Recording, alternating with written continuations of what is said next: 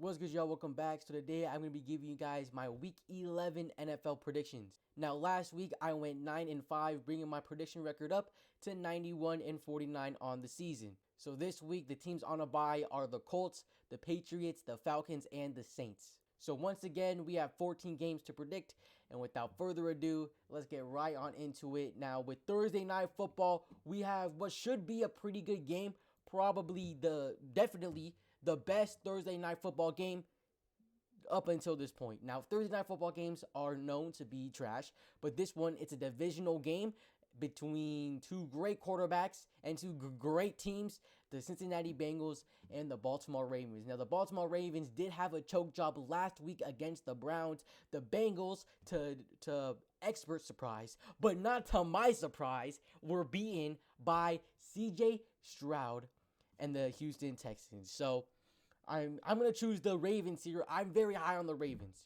Okay, I don't understand the Lamar hate. I believe the Ravens have a really good team. I believe Lamar Jackson is still a great quarterback in the NFL. On the Bengals side, Joe Burrow, he's a good quarterback. Tyler Boyd. Now then again, if Tyler Boyd had caught that touchdown pass, maybe the Bengals would have won that game. But then again, CJ Stroud looked great on that last drive, and CJ Stroud would have had, I think, more time to complete the drive. So who's to say if the Bengals still would have won? So I'll give this one to the Ravens. They're at home. Thursday Night Football. It's going to be sloppy play by both teams because both teams, they came off like close games. So I'll give this one to the Ravens. It is a divisional matchup, so obviously with those, they're most of the time 50-50. Next, we've got the Raiders and the Dolphins. The Raiders, they just came off a great win against the Jets. Robert Saleh thought he was calling a timeout, or said he called a timeout with 20 seconds left, and the NFL or the refs allowed the clock to go all the way down to what I think 13, 12 or something like that. I don't know. But I think the Dolphins were on a bye week this week 10, and they were.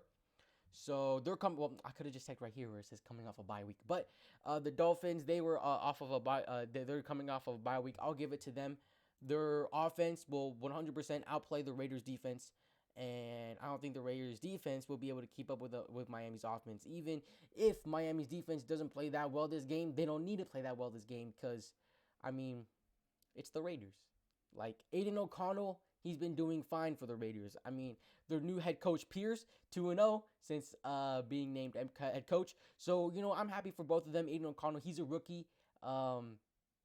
So hopefully he'll just improve for the Raiders because they moved away from Jimmy Garoppolo and they've won 2 straight games. So I'll give this one to the Dolphins regardless though because the Dolphins are just a more complete team than the Raiders, and they are, in my opinion, better coached. And I think that's obvious too. But next we have the Steelers and the Cleveland Browns. This is the divisional matchup, the AFC North. I'll give this one to me, this is a 50-50 game.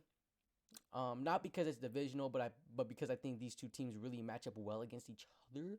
But I'll give this one to the Browns, just because the Browns, they've been playing a more consistent type of football. Their defense is still really good. I'm not sure if they've had any injuries. I'm not sure if the Steelers have had any injuries, but George Pickens has been underwhelming for the Steelers, and the Browns are at home. I'll be giving this one to the Cleveland Browns. Next, we got the Tennessee Titans and the Jacksonville Jaguars. I'll give this one to the Jags because the Titans, they're inconsistent. Will Levis, he had one great game, and I'm not sure if he's still playing for the Titans. The Titans are weird. I think he is still playing, but ever since then, he's just regressed. And even though the Niners did beat the Jaguars 34-3, the Jaguars are still a pretty good team. They were on a 5-game winning streak. So, look at Brock Purdy. He was on an 8-game winning streak or something like that. Maybe even more. And then he lost 3 straight. So they are going to have hiccups down the road. But the Jaguars are still definitely a good team. And they are definitely better, in my eyes, than the Titans. Next, we got the Bills, or the Jets at the Bills. The Bills Super Bowl window has closed. It closed when they lost to the Jets the very first game of the season. They're playing the Jets again. They're gonna be at home. I'm gonna pick them to win this game just because they're going up against the Jets. They should win this game. Actually, screw it. I'm picking the Jets. The Jets, they were able to beat the Bills earlier this season. Maybe, yes, it was because Josh Allen played horribly. But then again, Josh Allen hasn't been playing his best football this year. He hasn't really been playing great football this year. He's been playing decent football. He looks like a decent quarterback. From what he was, he has regressed tremendously. I'll give this one to the Jets. The Jets defense I really like. I really like the Jets defense. Sauce Gardner, he's becoming one of my favorite players in the NFL. Next, we got the Cardinals and the Texans. I'll give this one to the Texans. Kyler Murray is back, but CJ Stroud has been playing like an MVP. Put his stats under a name like Patrick Mahomes, and he'd be locked for the MVP right now. He'd be locked for it. CJ Stroud, very happy for him. Very happy for DeMeco Ryans, former 49ers defensive head coach, or defensive coordinator.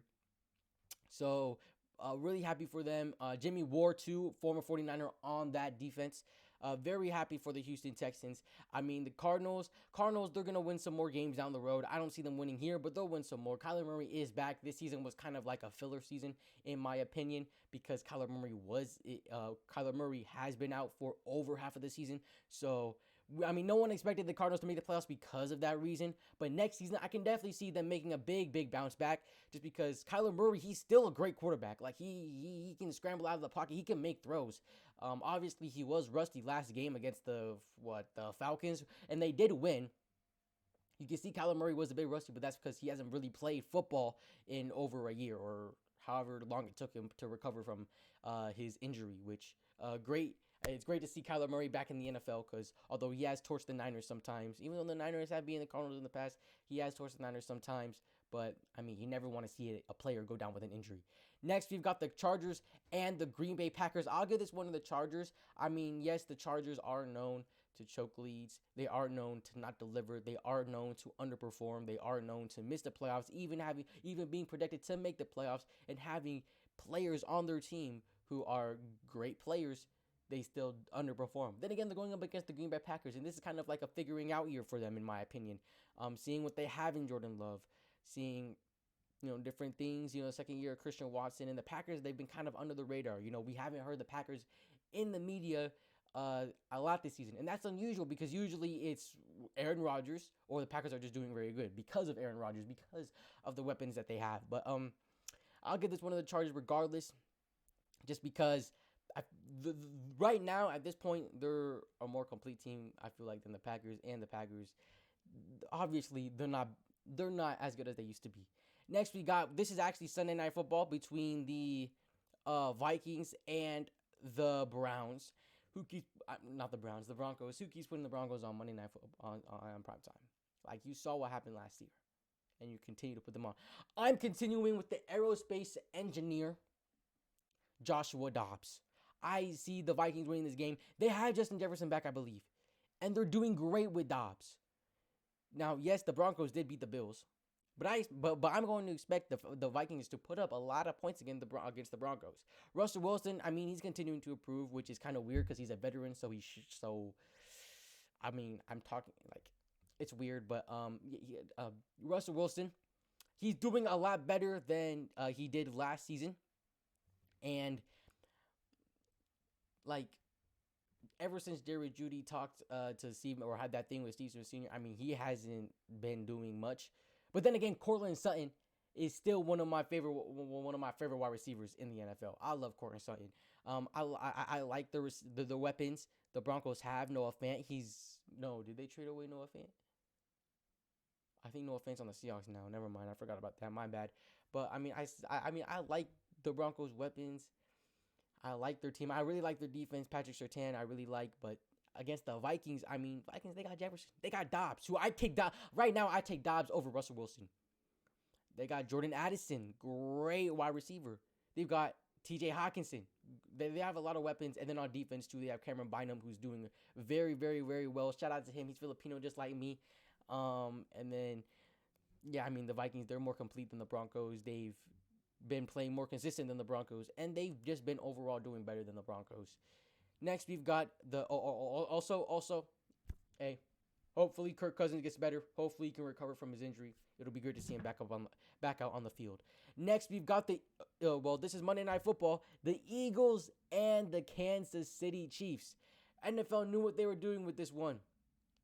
Rematch of last year's Super Bowl. Both teams well rested, coming off of byes. Both teams well rested, coming off of byes in Arrowhead. This one's interesting to me. Obviously, we saw what happened in the Super Bowl. And that was a great Super Bowl. Went down to the wire. A lot of scoring. A lot of great defensive plays. And obviously, the Chiefs, I mean, they've been, I don't even know what the record is. I don't know what the record is. 7-2. I mean, they've been doing well. Eagles 8-1. 8-1. Like last season. Basically like last season if these two teams met at this week. Basically like last season.